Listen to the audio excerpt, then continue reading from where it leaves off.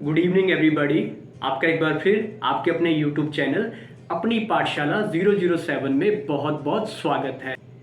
तो साथियों, आज मैं इस वीडियो लेक्चर में आपके साथ अमेरिका की हिस्ट्री का एक टॉपिक डिस्कस करूंगा और उस टॉपिक का जो नाम है वो है अब्राहम लिंकन की बायोग्राफी और अब्राहम लिंकन की गृह युद्ध में क्या भूमिका थी, आज उसके बारे में हम डिस्कस करेंगे। ठीक है साथियों, Abraham Lincoln's biography and his role in civil war of America, आज ये हमारा टॉपिक है अमेरिकन हिस्ट्री का। ठीक है साथियों,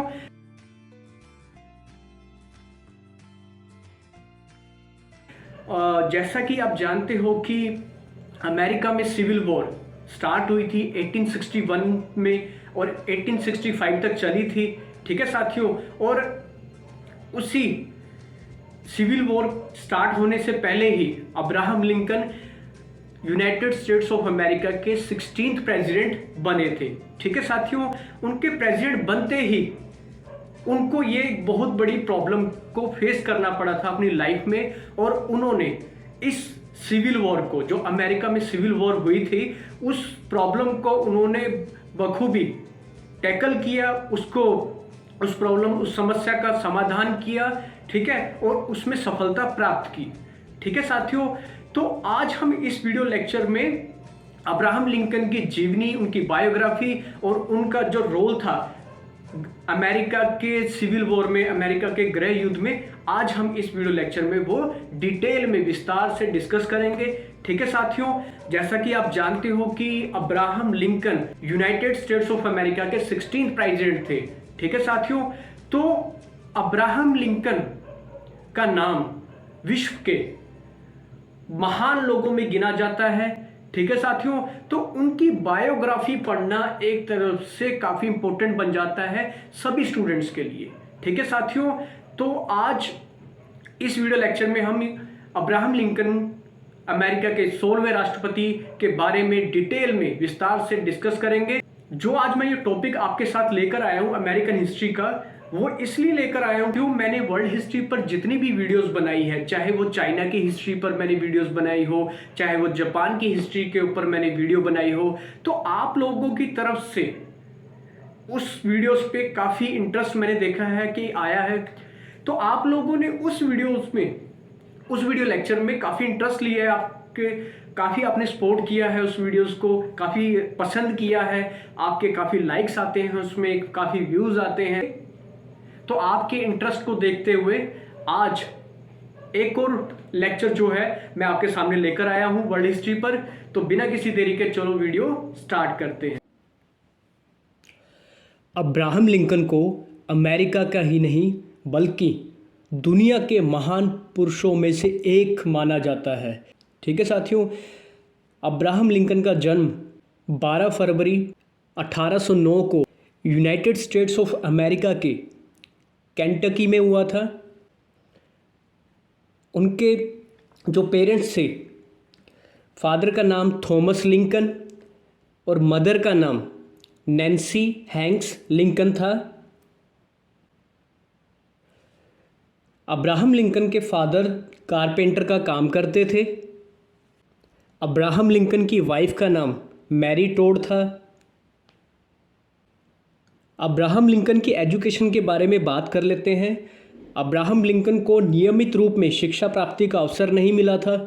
उन्होंने बहुत कम समय के लिए स्कूल में शिक्षा प्राप्त करने का उन्हें अवसर मिला था।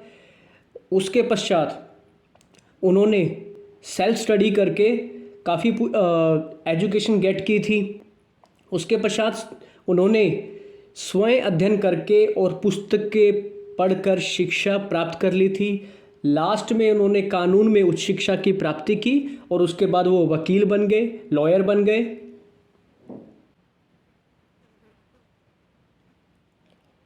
अब्राहम लिंकन का जो प्रोफेशन था वो एक अच्छे लॉयर थे और एक काफ़ी सक्सेसफुल पॉलिटिशियन थे।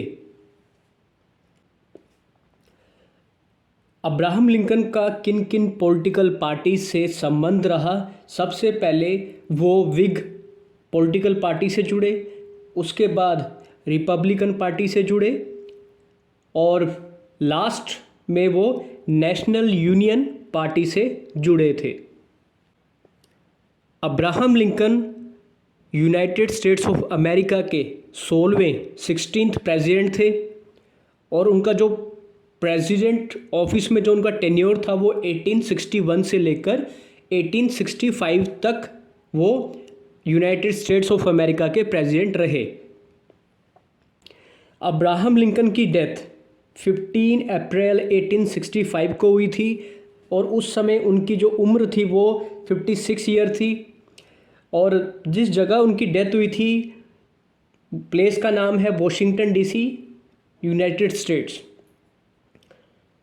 और उनकी कॉज ऑफ डेथ था असैसिनेटेड, उनकी हत्या की गई थी।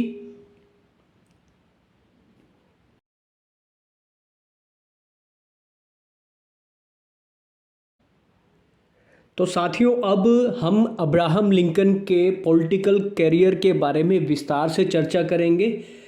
तो जब अब्राहम लिंकन की उम्र 21 ईयर्स थी तब उनकी जो फैमिली थी वो कहाँ शिफ्ट हो जाती है, इलिनॉय में। ठीक है साथियों, और वकील बनने के बाद लिंकन ने राजनीति में पार्टिसिपेट करना शुरू कर दिया और जब इलेक्शन होते हैं तो लिंकन इलिनॉय की प्रतिनिधि सभा के सदस्य चुने जाते हैं। ठीक है साथियों, इस प्रतिनिधि सभा के सदस्य के रूप में लिंकन ने लोकतंत्र के पक्ष में आवाज़ उठाई। क्योंकि वो लोकतंत्र के कट्टर समर्थक थे। ठीक है, वो लोकतंत्र के बहुत बड़े समर्थक थे। इसके अलावा उन्होंने दास प्रथा के विस्तार का जोरदार विरोध किया क्योंकि वो दास प्रथा के भी खिलाफ थे। धीरे धीरे अब्राहम लिंकन की जो रुचि थी, उनका जो इंटरेस्ट था वो नेशनल पॉलिटिक्स की तरफ बढ़ने लगा और उन्होंने नेशनल पॉलिटिक्स में पार्टिसिपेट करना शुरू कर दिया। ठीक है साथियों, 1846 में वो अमेरिका के हाउस ऑफ रिप्रेजेंटेटिव का चुनाव जीत जाते हैं। फिर लिंकन ने कांग्रेस का सदस्य बनकर सरकार की मैक्सिकन वॉर की नीति का डटकर विरोध किया। कांग्रेस का कार्यकाल पूरा होने के बाद लिंकन फिर अपनी वकालत की फील्ड में चले जाते हैं और जब कंसास निब्रास्का एक्ट पास होता है तो लिंकन के अंदर फिर से राजनीति में भाग लेने की इच्छा होती है और उसी समय इलिनॉय में एक जोरदार आंदोलन चल रहा होता है। ठीक है, लिंकन उस आंदोलन में बढ़ चढ़कर भाग लेते हैं और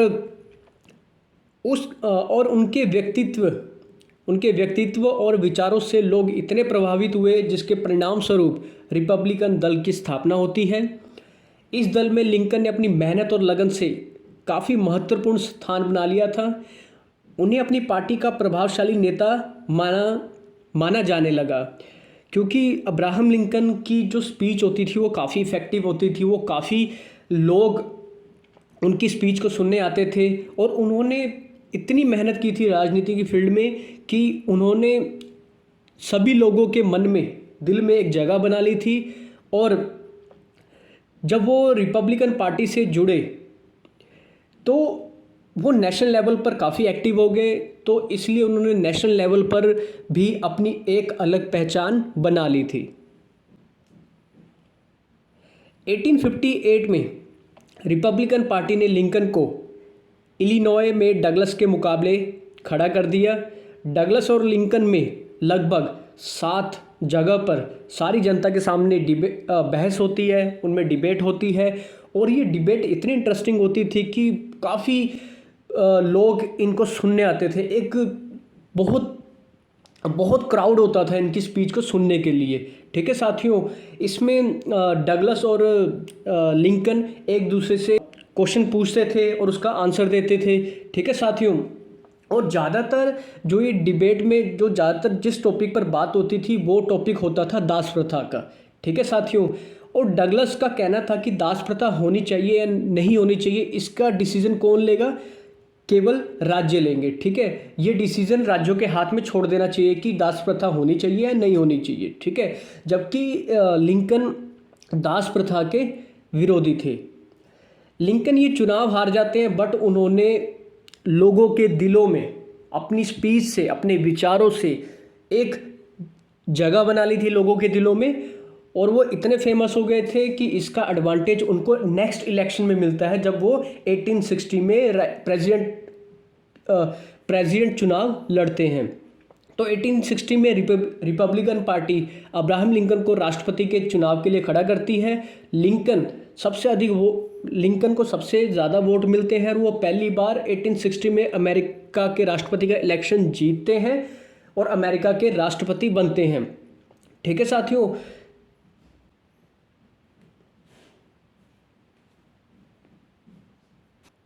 तो एग्ज़ाम में आपसे ऐसे क्वेश्चन भी पूछा जा सकता है कि अब्राहम लिंकन जब पहली बार प्रेसिडेंट का इलेक्शन लड़ते हैं और प्रेसिडेंट बनते हैं तो वो किस पार्टी से प्रेसिडेंट बनते हैं। ठीक है, किस पार्टी ने उनको प्रेसिडेंट इलेक्शन के लिए टिकट दिया था, तो आपने याद रखना है रिपब्लिकन पार्टी से वो प्रेसिडेंट का इलेक्शन लड़े थे और राष्ट्रपति बने थे। ठीक है साथियों, और जो उनका प्रेसिडेंट ऑफिस में जो उनका टेन्योर था, उनका कार्यकाल था, वो 1861 से लेकर 1865 तक था और वो अमेरिका के यूनाइटेड स्टेट्स ऑफ अमेरिका के 2 बार राष्ट्रपति बने थे। पहला जो कार्यकाल था उन्होंने कंप्लीट किया था और सेकंड जब टेन्योर उनका जैसे स्टार्ट हुआ था कुछ महीनों बाद ही उनकी डेथ हो गई थी। ठीक है, उनकी हत्या हो गई थी।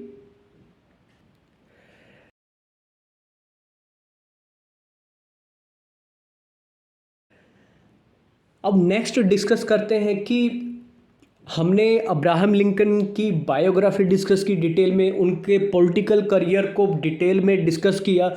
अब हम डिस्कस करेंगे कि अब्राहम लिंकन जब राष्ट्रपति बनते हैं यूनाइटेड स्टेट्स ऑफ अमेरिका के 16वें जब राष्ट्रपति बनते हैं, तो राष्ट्रपति बनते ही उनके सामने एक बहुत बड़ा चैलेंज आता है। वो कौन सा चैलेंज आता है? सिविल वॉर का, गृह युद्ध का। ठीक है, और दूसरा चैलेंज होता है दास प्रथा का।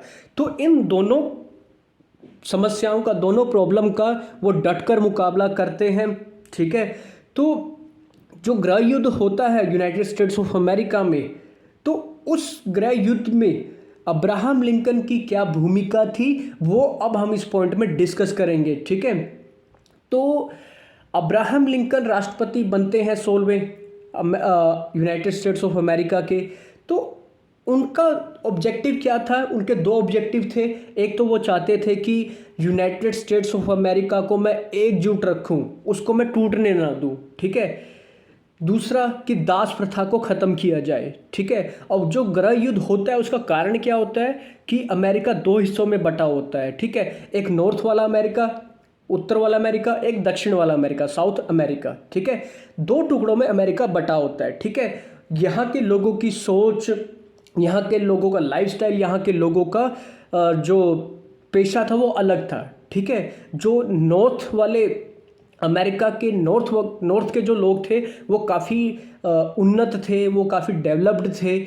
ठीक है, वहाँ पर इंडस्ट्रियलाइजेशन काफ़ी हो चुका था, औद्योगिकरण को ज़्यादा वहाँ पर तवज्जो दी जाती थी। ठीक है, जबकि साउथ वाले अमेरिका के साउथ वाले जो लोग थे वो अभी भी पुरानी टेक्नोलॉजी को ही यूज़ कर रहे थे, पुराना लाइफस्टाइल को इससे ही वो जी रहे थे और वो ज़्यादातर वहाँ की पॉपुलेशन एग्रीकल्चर पर डिपेंड थी। ठीक है साथियों, और वहाँ पर दास प्रथा जो थी वो चरम पर थी, वो दास प्रथा काफ़ी वहाँ चलती थी। ठीक है, तो और वो चाहते थे कि हम अमेरिका, जो मेन अमेरिका है, उत्तर वाला अमेरिका था, उसके साथ हम ना जुड़ें, हम अपना एक अलग ही देश बनाएं, हम अपना अलग ही रहें। ठीक है, हम उत्तरी अमेरिका के साथ वो बिल्कुल इंटरेस्टेड नहीं थे मिलने के लिए। ठीक है, अपने एरिया को उत्तरी अमेरिका के साथ मिलाने के लिए वो बिल्कुल इंटरेस्टेड नहीं थे। तो अब जब अब्राहम लिंकन अमेरिका के राष्ट्रपति बन जाते हैं तो वो बहुत कोशिश करते हैं कि वो साउथ वालों के साथ वो कोशिश करते हैं कि वार्तालाप करके, ठीक है, प्रॉब्लम को सॉल्व किया जाए, बातचीत करके प्रॉब्लम को सॉल्व किया जाए। काफ़ी प्रस्ताव उनके सामने रखे जाते हैं। ठीक है, दास प्रथा को भी ख़त्म करने के लिए उनसे रिक्वेस्ट की जाती है, उनसे बातचीत की जाती है, पर वो मानते नहीं हैं। और वो पूरे मतलब अड़ गए थे कि हम अपना एक अलग देश ही बनाएंगे, हम अलग ही रहेंगे आपसे, हम अपने एरिया को आपके जो उत्तरी अमेरिका था उसके साथ हम नहीं मिलाएंगे। ठीक है साथियों, तो फिर एट लास्ट होता क्या है कि जब अब्राहम लिंकन ने सभी ऑप्शन यूज़ कर लिए युद्ध टालने के लिए कि वो वैसे ही मान जाए, जब कोई भी योजना उनकी सफल नहीं होती है तो लास्ट में क्या होता है, जब सारे रास्ते बंद हो जाते हैं तो लास्ट में एक ही रास्ता बचता है, वो बचता है युद्ध का। ठीक है, जैसे अभी रूस और यूक्रेन में हो रहा है। ठीक है साथियों, तो 1861 में अब्राहम लिंकन ने बड़े दुखी मन से, वो चाहते नहीं थे युद्ध करना पर उनके पास और कोई ऑप्शन था ही नहीं, तो बड़े दुखी मन से वो 1861 में अमेरिका में गृह युद्ध शुरू हो जाता है। वो गृह युद्ध की परमिशन दे देते हैं और 1865 में ये गृह युद्ध ख़त्म होता है। ठीक है साथियों, अगर आपसे एग्ज़ाम में पूछ लें कि जो सिविल वॉर थी यूनाइटेड स्टेट्स ऑफ अमेरिका में, वो स्टार्ट कब हुई थी 1861 में और एंड कब हुआ था उसका सिविल वॉर का 1865 में। ठीक है, अब्राहम लिंकन गृह युद्ध के फेवर में नहीं थे। ठीक है, बट जब कोई ऑप्शन ही वो मानने को तैयार ही नहीं थे साउथ वाले, तो एट लास्ट लिंकन को परमिशन देनी पड़ी गृह युद्ध के लिए। ठीक है साथियों, लिंकन ने बहुत यत्न किए कि दक्षिण वाले बिना युद्ध के ही संघ में शामिल हो जाएं और दास प्रथा के बारे में भी समझौता कर ले, बट दक्षिण के राज्यों ने अपना अलग परिसंघ बना लिया था।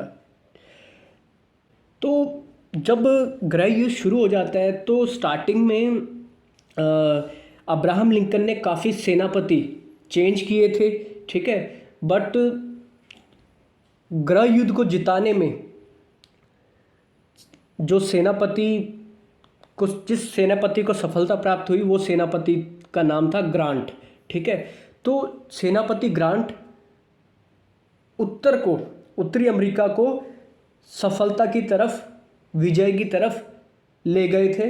अब्राहम लिंकन चाहते थे कि वो संघ की, अपने देश की रक्षा करें, अमेरिका को टूटने से बचाएं। ठीक है, और अमेरिका को टूटने से बचाने के लिए उन्होंने जो भी उनको लगता था कि मुझे करना चाहिए उन्होंने किया। ठीक है, वो अब्राहम लिंकन अमेरिका के कॉन्स्टिट्यूशन का, संविधान का भी काफ़ी सम्मान करते थे, बट जब गृह युद्ध शुरू होता है तो उन्होंने समय की ज़रूरत को समझते हुए कुछ कार्य कांग्रेस और न्यायपालिका को एक तरफ करके भी किए थे। ठीक है, और ऐसा लिंकन ने क्यों किया था, वो इसलिए किया था क्योंकि युद्ध में जो डिसीजन होते हैं, ठीक है, एक्शन काफ़ी स्पीड से लेने होते हैं। ठीक है, डिसीजन भी काफ़ी स्पीड से लेने होते हैं। ठीक है, तो अगर वो कांग्रेस की परमिशन लेते, जुडिशरी की परमिशन लेते, तो वो गृह युद्ध में काफ़ी प्रॉब्लम आ सकती थी। ठीक है, तो इसलिए तुरंत कार्रवाई के लिए उन्होंने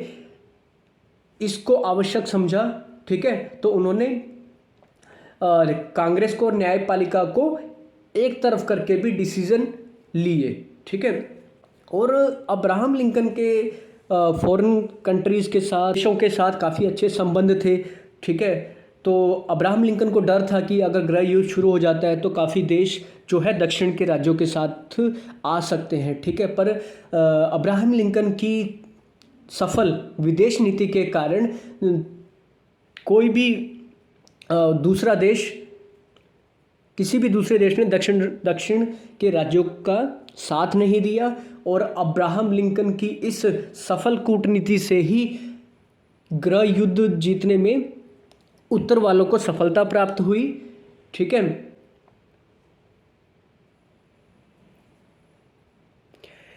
1864 में दोबारा प्रेसिडेंट इलेक्शन होते हैं यूनाइटेड स्टेट्स ऑफ अमेरिका में, और दोबारा लिंकन सेकंड टाइम प्रेसिडेंट चुने जाते हैं अमेरिका के।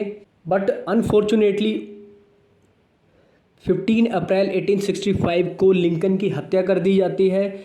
लिंकन इस वॉर का एंड नहीं देख पाते हैं क्योंकि उनकी हत्या के बाद मई 1865 को जो दक्षिण के राज्य थे,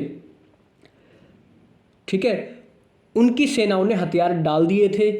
तो एक तरफ से देखा जाए तो अब्राहम लिंकन का अमेरिका के गृह युद्ध में एक बहुत बड़ी उनकी भूमिका थी। उन्होंने युद्ध को रोकने का भी प्रयास किया था। उन्होंने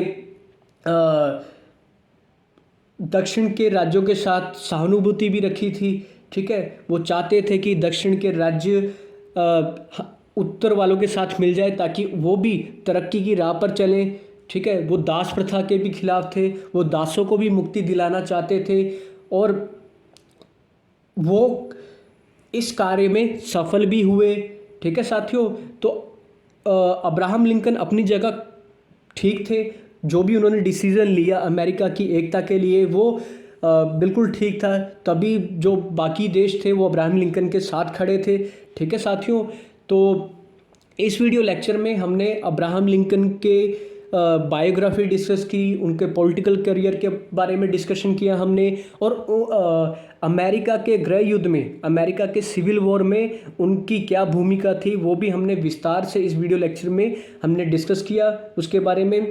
तो साथियों, इस वीडियो लेक्चर में इतना ही। मिलते हैं नेक्स्ट वीडियो में किसी डिफरेंट टॉपिक के साथ। वीडियो आपको कैसी लगी कमेंट बॉक्स में ज़रूर लिखना। वीडियो देखने के लिए आपका बहुत बहुत धन्यवाद।